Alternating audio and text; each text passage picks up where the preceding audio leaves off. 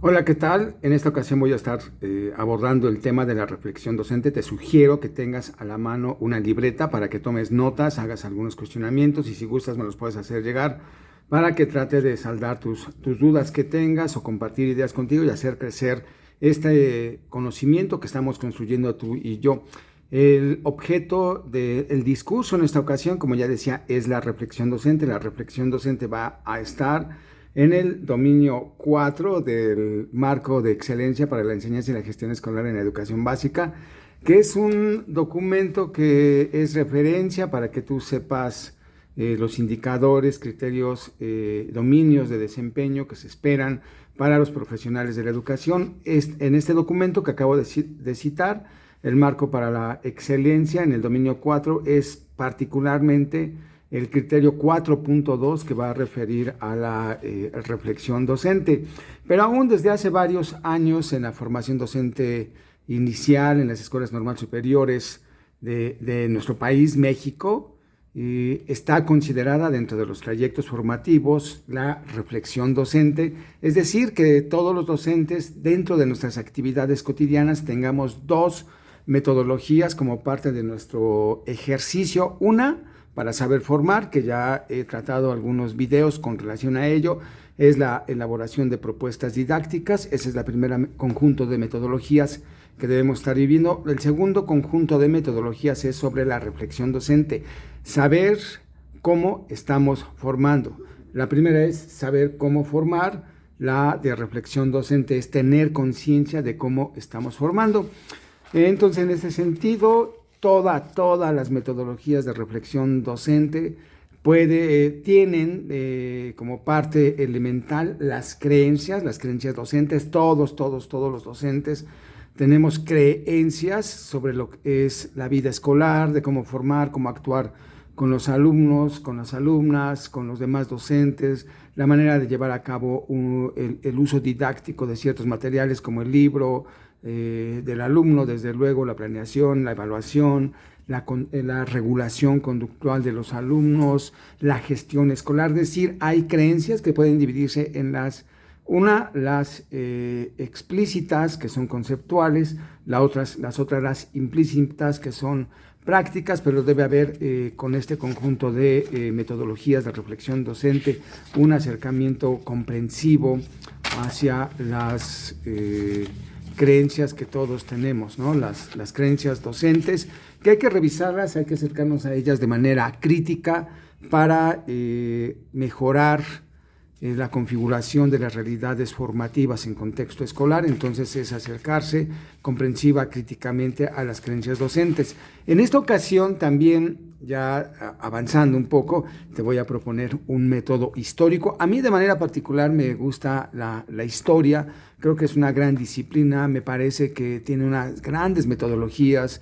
Creo que también, en un momento dado voy a hacer otro video de una metodología de aprendizaje. El aprendiente como historiador, que no solamente es para la asignatura de historia, sino puede ser para muchas asignaturas. Pero bueno, hoy me voy a quedar aquí con el método histórico dentro de las metodologías de reflexión docente. Este método histórico es otra manera de construir conocimiento acerca de nuestra práctica y, como todo conocimiento histórico, toda metodología tiene como propósito identificar errores del pasado y corregir los mismos. Es decir, vamos a hacer una revisión hacia atrás de lo que se ha hecho,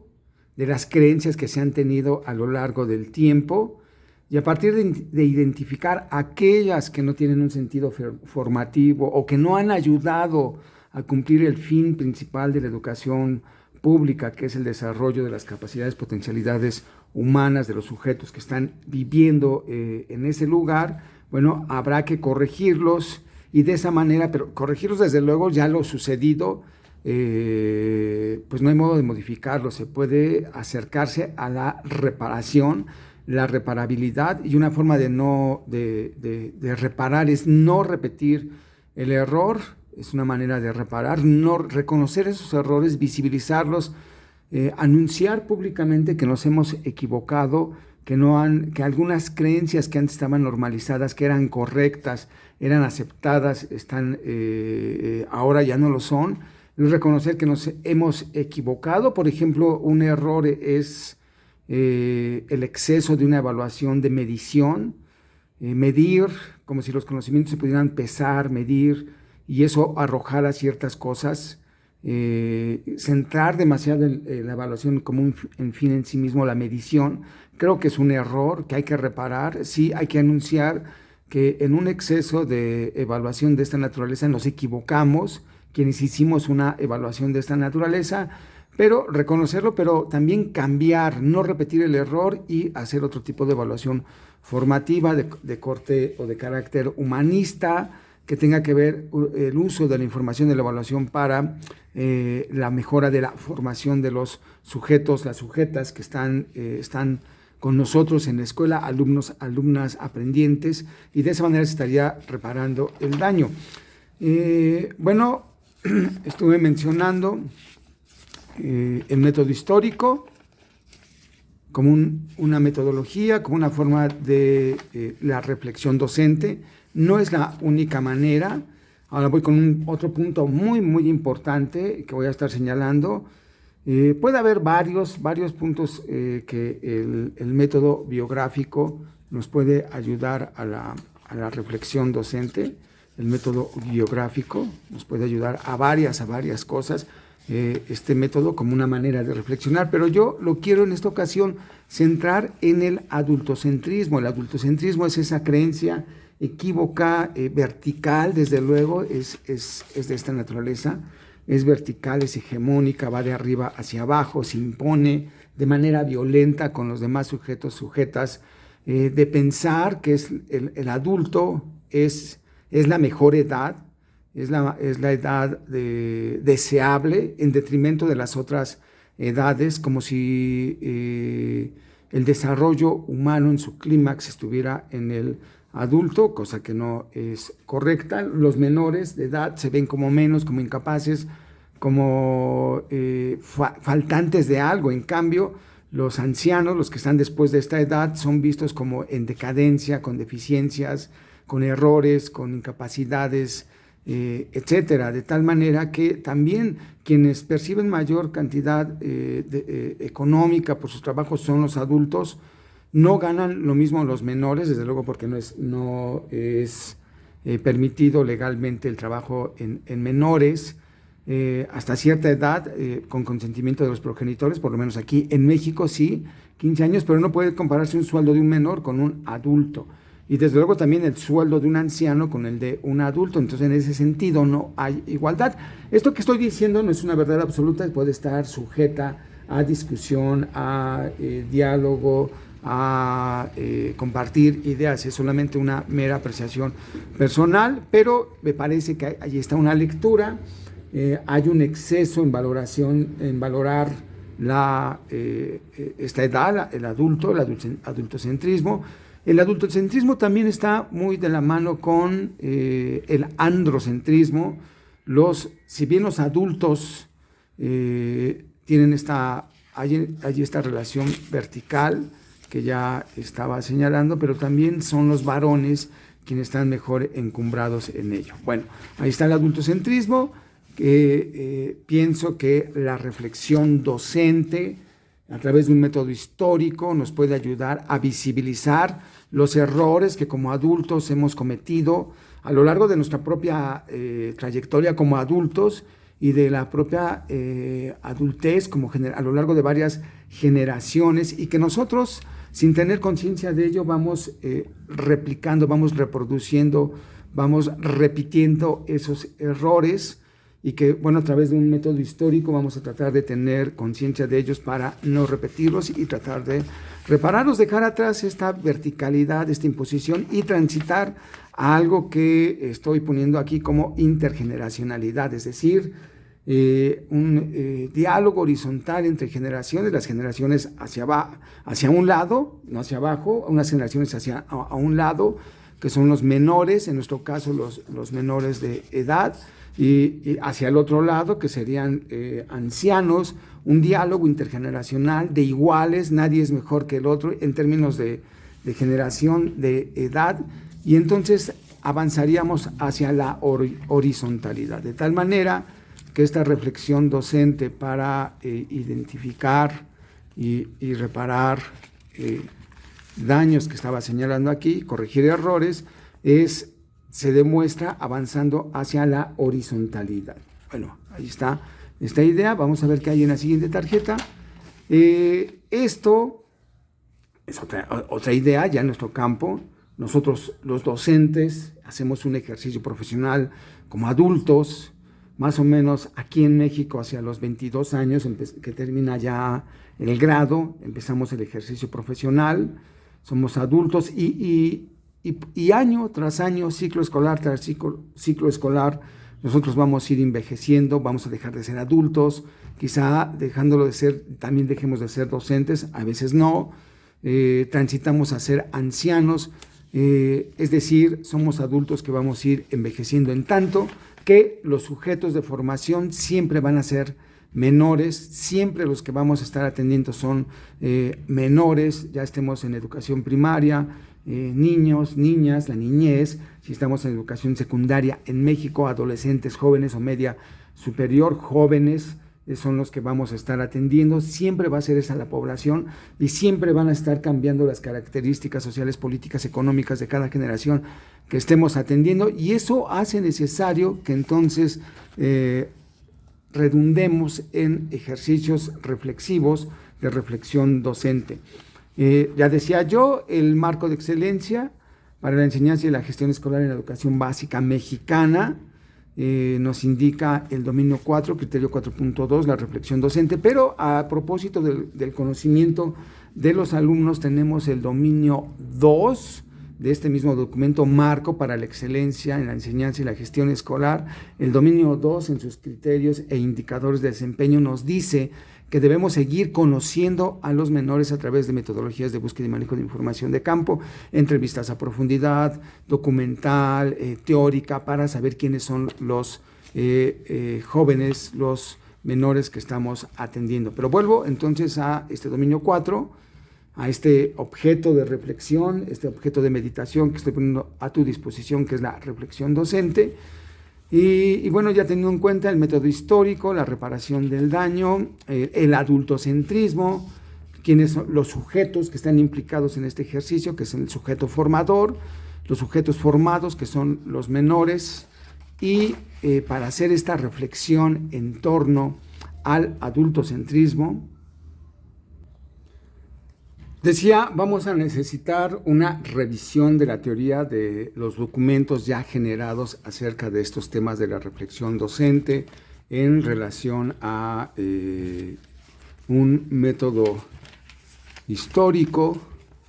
un método histórico para hacer esta reflexión docente.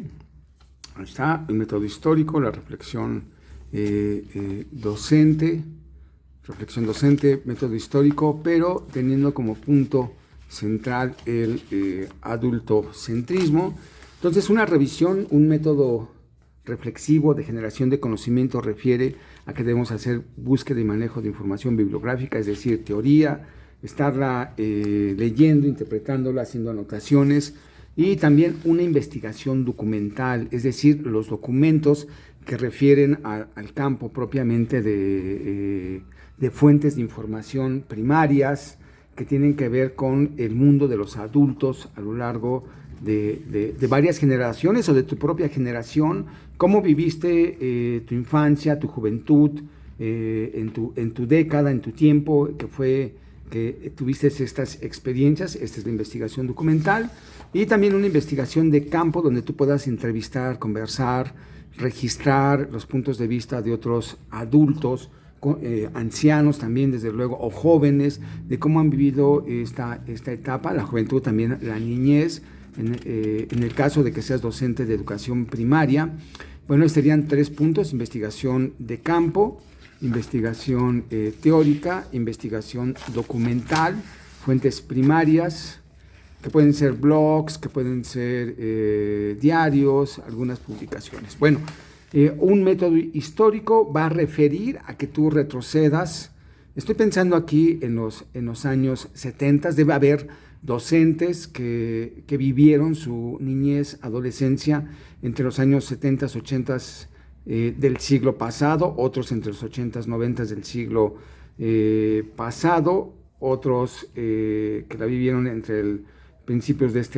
este nuevo siglo, milenio, la primera y segunda, bueno, solamente hasta aquí todavía no son adolescentes, todavía no habría docentes. Digamos que los docentes de hoy más jóvenes que acaban de egresar han de haber vivido su adolescencia hacia aquí, entre el 2015, 2020, son los los que han emergido. Y bueno, se podría hacer esto sería en su generación, y desde aquí un docente que esté utilizando un método histórico para la reflexión podría estar retrocediendo hacia varias generaciones. Desde luego que aquí habría otro tipo de movimientos. Un docente que acaba de egresar de la escuela de formación docente podría regresar hacia esta década para revisar cómo fue su juventud, qué creencias. Podría estar regresando hacia cómo la vivieron otros sujetos aquí a lo largo de otras décadas, pero también un un docente que haya vivido su juventud aquí debería avanzar a revisar teórica, documental, con información de campo, cómo vivieron otros jóvenes, niños, estas edades en los años 80, 90, a principios de este milenio, siglo. Entonces, habría movimientos de lectura de la historia hacia adelante, habría otros movimientos de lectura de la historia hacia atrás, depende de la edad que tenga el sujeto docente que está haciendo la reflexión. ¿Sobre qué se estaría reflexionando? Bueno, pueden ser varias cosas, y tal vez aquí en este momento estas cuatro palabras no tengan, diría uno, bueno, ¿cuál es la relación con la docencia? Las voy a decir enseguida. Se tendría que estar reflexionando sobre las formas o los hábitos alimenticios, las creencias de alimentación, de consumo, en la vestimenta también, la música y los juegos, y retrocediendo cómo se vivieron estos 4 puntos. No quiero decir categorías, porque no hay algo que sea más importante, menos importante que esto, pero en torno a esto se generan creencias como sujetos históricos, y estas creencias sobre estos puntos, que no son categorías porque no hay nada más importante que otro, todo forma algo complejo, solamente yo lo llamaría como elementos que podemos estar distinguiendo en la reflexión docente con un método histórico. Se estaría sobre estos cuatro puntos, las creencias que se han tenido en los años 70, en los 80, en los 90, en la primera década, en la segunda, a mediados, con los sujetos históricos docentes que recién acaban de terminar la escuela normal, su formación docente inicial. Entonces, este retroceso hacia lo que se ha vivido en otras generaciones, en otros años, sobre estos puntos que no son categorías porque no hay nada más importante que otros, sino conforman algo complejo, una unidad, y que puede haber más elementos aquí. También se puede hacer con respecto, además de esto, considerar algunas otras cosas como la evaluación, las tareas, la lectura, el aprendizaje, cómo se colabora en el salón de clases, es decir, en fin, lo que se haya vivido dentro y fuera del salón de clases a las edades de niñez, de adolescencia, de juventud, y entonces tendríamos lo que sucede propiamente en la escuela, con las creencias que hay en la interacción con otros aprendientes, con otras aprendientes, con los propios docentes, las maestras, los maestros, el aspecto también del contexto, lo que está alrededor, que son referencias culturales, los hábitos alimentarios, las vestimentas, la música, los juegos, en fin, estas dos partes que tienen un aspecto allí muy importante de relación. Y una vez teniendo esto, haber visto hacia atrás lo que se ha vivido, cómo se ha vivido dentro o fuera de la escuela, vamos a tener conciencia histórica. Pero ¿para qué nos sirve tener conciencia histórica? ¿Para qué nos sirve haber retrocedido, revisado la manera en que se ha vivido, que personalmente hemos vivido, que otros de nuestra propia generación han vivido o de generaciones diferentes han vivido estos aspectos dentro y fuera de la escuela? ¿Para qué sirve? Bueno, al inicio de esta disertación decía yo que para identificar los errores del pasado, los que no tienen sentido formativo, hay que reparar el daño. ¿Cómo podemos reparar el daño? Esta es otra idea importante que me parece que debe estar registrada en tu libreta de apuntes. La manera en que podemos nosotros reparar el daño, los docentes teniendo conciencia histórica, es a través del diseño de propuestas didácticas, donde nuestras actividades didácticas no reproduzcan, repitan estas creencias verticales que hay con relación a lo que se ha vivido como adultos. A veces los adultos pensamos que lo que se ha vivido, lo que se vivió en nuestra generación, que sería un centrismo generacional, es lo mejor. Creo que tenemos que voltear hacia otras miradas y entonces a través de propuestas didácticas con conciencia histórica, hacer una pedagogía, aproximarnos a una pedagogía dialógica, y esta pedagogía dialógica estaría en directa relación con lo intergeneracional. Habría diálogos entre los menores y los adultos para la construcción conjunta del conocimiento, donde entonces esto intergeneracional, una pedagogía dialógica con diálogos intergeneracionales de iguales, permitiría una construcción conjunta del conocimiento horizontal de ida y vuelta, y entonces llevar a cabo propuestas didácticas de esta naturaleza es una forma de reparar el daño, quitar nuestras creencias, tanto escolares, de evaluación, de dejar tareas, de conducir el libro, de organizar a los alumnos para el aprendizaje, de establecer o imponer solo nuestros puntos de vista, debe de reflejarse en las propuestas didácticas. También estos otros elementos que había señalado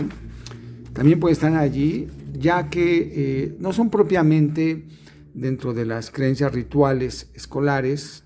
las actividades, pues, pero sí son la referencia, son objetos de aprendizaje, que quizá nosotros creemos que los de nuestra generación, cuando fuimos jóvenes, son mejores que los de las nuevas generaciones. Creemos, a veces puede pasar, depende de lo que tú identifiques, que pienses que la música que tú escuchabas es mejor que la que ahora escuchan los jóvenes. Y precisamente evoco esta frase de una canción de La maldita vecindad y los hijos del quinto patio, que se llama Pachuco, y decía: hey pa, fuiste Pachuco, tienes que recordarlo, a ti también te regañaron, bailabas lo tradicional de ese tiempo, mambo, ya lo recordé, se me estaba olvidando un poco, bailabas mambo, tienes que recordarlo, es decir, también fuiste joven, también docente, fuiste joven, como hoy hay jóvenes, quizá no te pueda gustar la música, pero eso no significa que la tuya haya sido mejor. Entonces, Estos objetos culturales transitan a ser objetos de aprendizaje que están en las propuestas didácticas, y estas propuestas didácticas es la manera de ir reparando los daños, de ir haciendo que las pedagogías, las maneras de relacionarse en la escuela sean horizontales, amables. Y para concluir, entonces, la reparación del daño a través de un método histórico de reflexión docente nos sirve para hacer propuestas didácticas desde una pedagogía dialógica y para la construcción conjunta de conocimiento.